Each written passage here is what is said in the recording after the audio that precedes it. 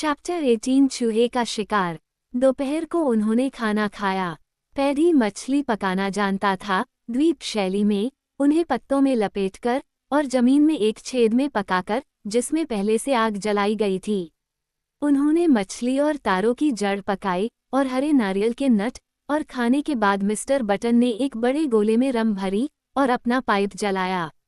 रम पहले से ही अच्छी थी और समय के साथ इसमें सुधार हुआ। चूंकि वह सैन फ्रांसिस्को के बार्बरी तट के शराबाखानों या डॉक के शराबाखानों में बिकने वाले भयानक गुब्बारे के जूस का आदी था, इसलिए यह चीज उसके लिए अमृत थी। उससे प्रसन्नता झलकती थी, वह संक्रामक थी। बच्चों को लगा कि उनके दोस्त पर कोई सुखद प्रभाव पड़ा है। आमतौर पर रात के खाने के बाद वह नींद में डूबा रहता था और चुप रहना चाहता था।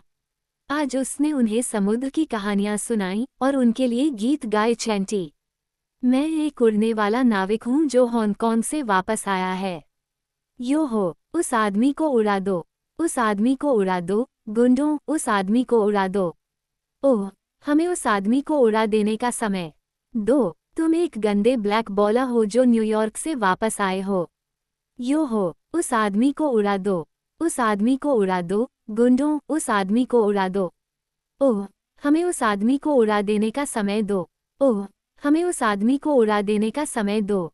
डिक और एमिलिन ने प्रतिध्वनित किया। ऊपर पेड़ों पर चमकीली आंखों वाले पक्षी उन्हें देख रहे थे। कितना खुशनुमा समूह था। वे पिकनिक मनाने वालों की तरह लग रहे थे और उनका गाना नारियल के पेड़ों के बीच गूंज रहा था और हवा उसे लेगून के ऊपर ले जा रही थी जहां समुद्री पक्षी चक्कर लगा रहे थे और चीख रहे थे और चट्टान पर झाग गरज रहा था।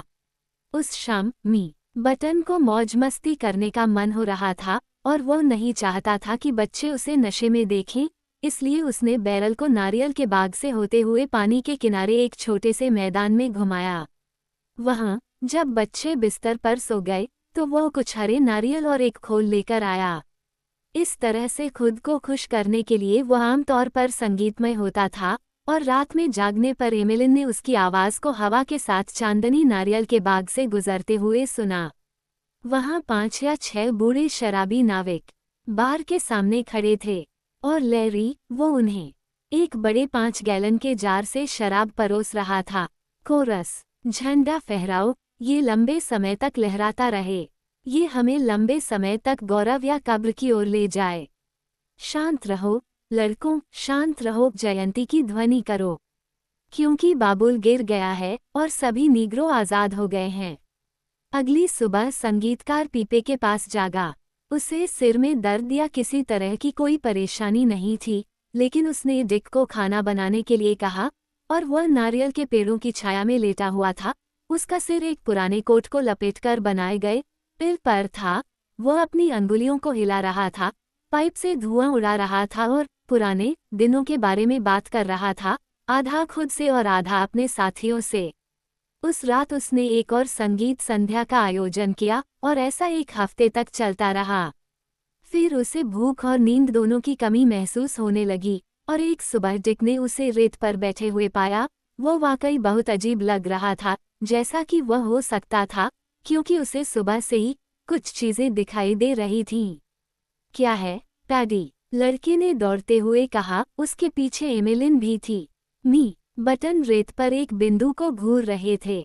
उन्होंने अपना दाहिना हाथ ऐसे उठाया हुआ था जैसे कोई व्यक्ति मक्खी पकड़ने की कोशिश कर रहा हो। अचानक उन्होंने रेत को पकड़ा और फिर अपना हाथ चौड़ा करके देखा कि उन्होंने क्या पकड़ा है। क्या है पैडी? कल्यूरिकेन, मिस्टर बटन ने जवाब दिया। वो हरे रंग के कपड़े पहने हुए था। मुशा, लेकिन ये सिर्फ दिखावा है कि मैं ऐसा हूँ। जिस शिकायत से वह पीड़ित था उसमें यह विचित्र बात थी कि यद्यपि रोगी को चूहे या सांप या और कुछ भी वास्तविक चीजों की तरह वास्तविक दिखाई देता है, और यद्यपि वे एक क्षण के लिए उसके मन पर कब्जा कर लेते हैं, लगभग तुरंत ही वह पहचान जाता है कि वह भ्रम से पीड़ित है। बच्चे हंसने लगे और मिस्टर बटन भी मूर्खतापूर्ण ढंग से हंसने लगे। जरूर, ये सिर्फ एक खेल था जो मैं खेल रहा था, इसमें कोई कल्यूरिकेन नहीं था। जब मैं रम पीता हूँ तो मेरे दिमाग में ऐसे खेल खेलने की इच्छा जाग उठती है। ओह, पवित्र पोकर बनो, रेत से लाल चूहे निकल रहे हैं। वो अपने हाथों और घुटनों के बल पर खड़ा हुआ और नारियल के पेड़ों की ओर भागा। अपने कंधे के पीछे देखता हुआ उसका चेहरा हैरान था। वो उड़ने के लिए उठ खड़ा होता, लेकिन वो खड़ा होने की हिम्मत नहीं जुटा पाया। जब वह रेंगकर चलता तो बच्चे उसके चारों ओर हंसते और नाचते थे। चूहों को देखो, पैडी। चूहों को देखो, डिक चिल्लाया। वे मेरे सामने हैं। पीड़ित व्यक्ति चिल्लाया, एक काल्पनिक कृंतक की पूंछ को बुरी तरह से पकड़ते हुए। भाग गया। सबसे बड़े चूहे अब वे चले गए हैं। मुशा, लेकिन मैं खुद को मूर्ख बना रहा हूँ।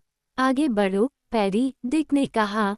मत रुको, देखो तुम्हारे पीछे और भी चूहे आ रहे हैं। ओह, क्या तुम बताओगे? पैडी ने रेत पर बैठते हुए और अपना माथा पोंछते हुए जवाब दिया। वे अब मुझसे दूर हैं। बच्चे उनके खेल से निराश होकर खड़े थे। अच्छा अभिनय बच्चों को उतना ही पसंद आता है जितना बड़ों को। वे हास्य कलाकार को एक और हास्य व्यंग्य का मौका देने के लिए खड़े थे और उन्हें ज्यादा इंतजार नहीं करना पड़ा। एक चमड़ी उधेड़े घोड़े जैसी चीज लेगून से निकलकर समुद्र तट पर आ गई और इस बार मिस्टर बटन रेंगकर नहीं भागे। वे अपने पैरों पर खड़े हुए और भाग गए। यह एक खरगोश है जो मेरे पीछे पड़ा है, यह एक खरगोश है जो मेरे पीछे पड़ा है।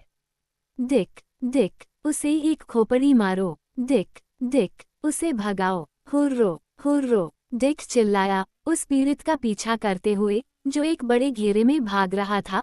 उसका चौड़ा लाल चेहरा उसके बाएं कंधे पर झुका हुआ था। चलो पैडी, चलो पैडी, मेरे पीछे हटो, कमीने। पैडी चिल्लाया, पवित्र मैरी, भगवान की माँ, अगर तुम मेरे पास आए तो मैं तुम्हें आगे से लात मारूंगा। एमलीन, एमलीन, आओ हमारे साथ चलो। वो लड़खड़ा गया और रेत पर गिर गया। अथक डिक ने उसे उस छोटे से स्विच से पीटा जो उसने उसे आगे बढ़ने के लिए उठाया था। अब मैं बेहतर हूँ, लेकिन मैं लगभग थक चुका हूँ, मी। बटन ने रेत पर बैठते हुए कहा। लेकिन बेशर्म, अगर मुझे उन जैसी किसी और चीज ने पीछा किया तो मैं भाग जाऊंगा। डिक, मुझे अपना आराम उधार दो। उसने डिक की बांह थाम ली और पेड़ों की छाया में चला गया। यहाँ उसने खुद को नीचे गिराया और बच्चों से कहा कि उसे सोने के लिए छोड़ दें। बच्चों ने समझ लिया कि खेल खत्म हो गया है और उसे छोड़ दिया। और वह लगातार 6 घंटे सोता रहा। ये कई दिनों में उसकी पहली असली नींद थी। जब वह उठा तो वह ठीक था, लेकिन बहुत कांप रहा था।